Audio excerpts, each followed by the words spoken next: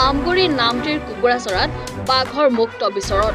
কুকুৰাচৰাস্থিত সামাজিক বনানীকৰণৰ সমীপৰ এখন চাহ বাগিচাত এটা নাহৰ ফুটুকী বাঘে আজি পুৱাৰে পৰা অৱস্থান কৰে। ইতিমধ্যে শিৱসাগৰ জিলাৰ বন বিভাগে বাঘটোৰ অৱস্থিতি নিৰীক্ষণ কৰি আছে আৰু সন্ধিয়ালৈ কি ব্যৱস্থা গ্ৰহণ কৰিব সেয়া তেওঁলোকে অৱগত কৰে। স্থানীয় ৰাইজে জানিবলৈ দিয়া মতে বাঘটোৱে একেটা স্থানতে বহু সময় ধৰি ৰৈ থকাৰ বাবে বাঘটো আঘাতপ্ৰাপ্ত নতুবা গাভিনী বুলি সন্দেহ কৰিছে।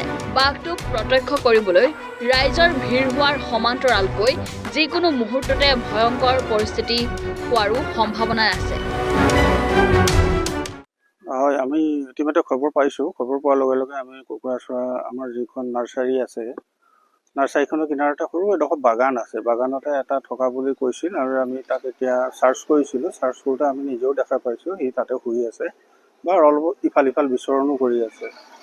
যিহেতু বনৰীয়া জন্তু আৰু হিংস্ৰ জন্তু, গতিকে দিনত ভাগত তাক মানে ইয়াৰ পৰা আঁতৰাই পঠোৱাটো কিছু অসুবিধা থাকে। কাৰণ ওচৰে পাঁজৰে মানুহে পাত তুলি আছে, কোনোবাই খৰি কাটি আছে, পথাৰত গৈ আছে।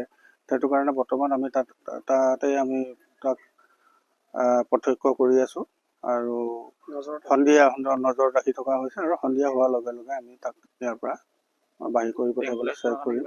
ট্ৰেংকুলাইজৰ কথা হ'ল সেইটো এটা ছিষ্টেমত আহিব। যেতিয়া প্ৰয়োজন হ'ব তেতিয়া আমি ট্ৰেংকুলাইজৰ প্ৰচেছত থাকিলে ট্ৰেংকুলাইজ প্ৰচেছ কৰিম। আনহাতে তাৰ আগৰ প্ৰিজাৰ্ভেশ্যন যি কৰিব লাগে আমি সেইখিনি আগবাঢ়ি যাম। কিমান বয়স? ই চাপ এডাল বুলি আমি ধৰি লৈছোঁ।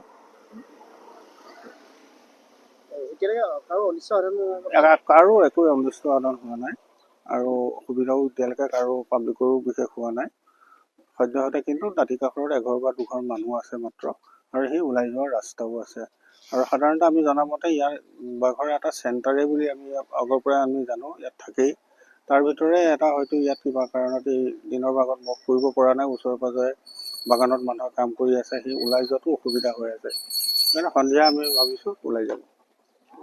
হয়, আমাৰ ইয়াত বহুদিনৰ আগৰ পৰাই আমি দেখি আছোঁ বিভিন্ন জন্তুৰ উপদ্ৰৱ, বিশেষতঃ বাঘৰ পৰা। আমাৰ প্ৰতি বছৰে গৰু ছাগলী খাই আহিছে আৰু আমি ফৰেষ্টত আমি ৰিপৰ্ট কৰোঁ, মাত্ৰ সিহঁতি আহি মেলি ইয়াৰ পৰা বাঘটো খেদি দিয়াৰ ব্যৱস্থা কৰে। আজি যিহেতু এটা বাঘ আমাৰ মোৰ নিজৰ বাৰীৰ পিছফালে শুই আছিলে, খেদি দিয়াৰ পিছত আহিলে এখন বাগানতে আমি ৰখি আছোঁ আৰু আমি খবৰ দিলোঁ। ফৰেষ্টৰ তেওঁলোকো আহিলে, এতিয়া থানাও আহিছে।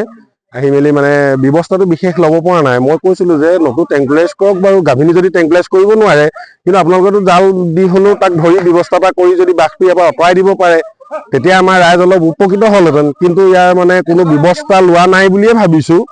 এতিয়া মই কথাষাৰ কলত মোক কৈ আছে যে তেওঁলোকে শিৱসাগৰৰ পৰা মানে গঁৰালটো আনিব লাগে, পাতিব লাগে, এপ্লিকেশ্যন লিখিব লাগে। আমি এতিয়া বাঘ খেদিম নে এপ্লিকেশ্যন লিখিম, তাক লৈ মই তেওঁলোকক কথাষাৰ মই জনাইছোঁ, কিন্তু তেওঁলোকে এতিয়া কোনো ব্যৱস্থা মানে ৰাখিব পৰা নাই। ইয়াত আমাৰ ইয়াত খাই আহিছে। মোৰ যোৱা বছৰ গৰু 4টা খাইছে, ছাগলী খাইছে 5টা, আৰু আমি ৰিপৰ্টটো আমি কৰিয়ে থাকোঁ।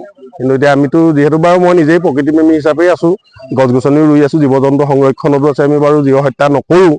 তথাপিতো কেতিয়াবা বাধ্য হয়তো আমি মাৰিবলৈ বাধ্য হ'বগৈ লাগিব। আছে ইয়াত বহুত, আজিতো বহুত দিনেই হ'ল ইয়াত থকা। অকল এটাই নহয় বাঘ, পোৱালি বাঘো আছে, ডাঙৰ বাঘো আছে, বহুতখিনিয়ে আছে আজিকালি।